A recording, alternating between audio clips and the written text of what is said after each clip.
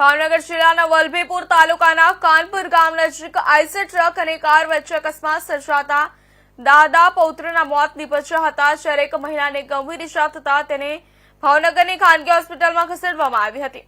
અમરેલી જિલ્લાના બાબરા ગામમાં રહેતા જય જીતેન્દ્ર કુમાર બોરસાણિયા અને તેમના પત્ની એકતાબેન અને દાદા ભૂપતભાઈ શામજીભાઈ બોરસાણિયા તેમજ જયભાઈના ધ્રુવભાઈ જીતેન્દ્ર કુમાર બોરસાણિયા અને તેમના પત્ની દૃષ્ટિબેન ગઈકાલે બે અલગ અલગ કાર લઈને અમદાવાદથી બાબરા જવા માટે નીકળ્યા હતા।